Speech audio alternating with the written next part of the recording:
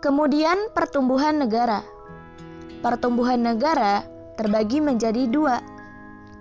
Ada pertumbuhan negara primer dan ada pertumbuhan negara sekunder. Yang pertama, pertumbuhan negara primer.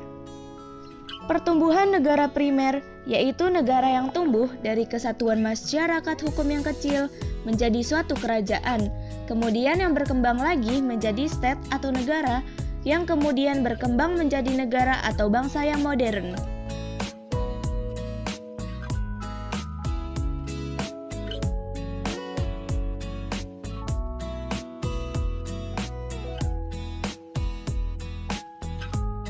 Dan yang kedua, pertumbuhan negara sekunder.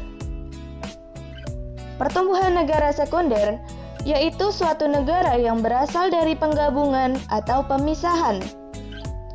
Bapak Soekarno menyebutkan dalam bukunya yang berjudul Susunan Negara Kita Jilid 1 bahwa negara itu adalah organisasi masyarakat yang mempunyai daerah yang tertentu di mana kekuasaan negara berlaku sepenuhnya sebagai sovereign.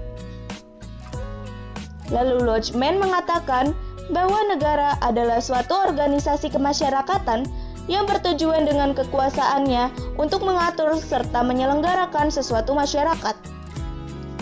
Organisasi itu suatu pertambahan jabatan-jabatan atau lapangan-lapangan kerja.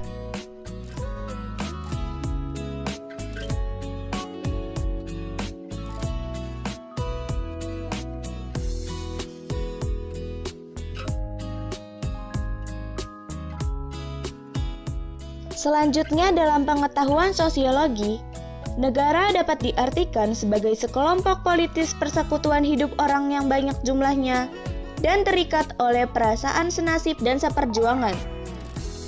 Misalnya Indonesia. Negara Indonesia terikat oleh perasaan senasib dan seperjuangan karena pernah sama-sama dijajah. Lalu perkembangan suatu negara berarti perkembangan kemauan dan tindakan manusia. Dapat dikatakan, jika semakin maju atau semakin berkembang suatu negara, maka kemauan dan tindakan manusia di dalamnya juga berkembang dengan baik. Plato membagi pertumbuhan negara menjadi beberapa taraf. Yang pertama, Plato mengatakan bahwa manusia tidak bisa hidup sendiri. Untuk hidup, manusia berkehendak akan bantuan makhluk lain. Yang kedua, disebabkan manusia tidak bisa hidup sendiri, maka berkumpullah mereka untuk memperundingkan cara memperoleh barang-barang primer, seperti makanan, tempat, dan pakaian. Lalu terjadilah pembagian pekerjaan, di mana masing-masing harus menghasilkan lebih dari keperluannya sendiri untuk dipertukarkan, dan dengan demikianlah berdirilah desa.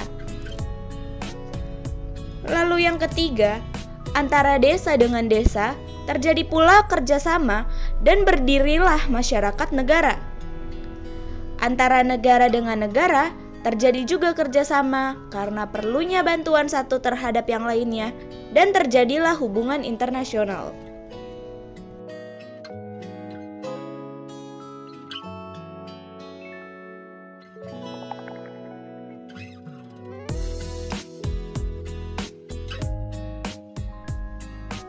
Negara seharusnya meliputi kemajuan hidup daripada warga negaranya sebagai anggaran masyarakat yang ingin mencapai kehidupan sesempurna mungkin.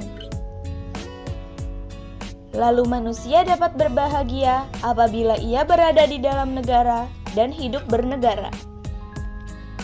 Karena manusia itu selalu membutuhkan bantuan manusia lain untuk memenuhi kebutuhannya. Dengan demikian, maka dalam perimbangan antara manusia dengan negara, negaralah yang primer, negaralah yang diutamakan. Sebab kalau kepentingan negara terpelihara dan terpenuhi dengan baik, dengan sendirinya kepentingan manusia yang ada di dalamnya sebagai warga negara akan demikian pula. Sekian materi video ilmu negara ini, semoga bermanfaat. Dan jangan lupa untuk like, serta komen videonya ya. Terima kasih. Assalamualaikum warahmatullahi wabarakatuh.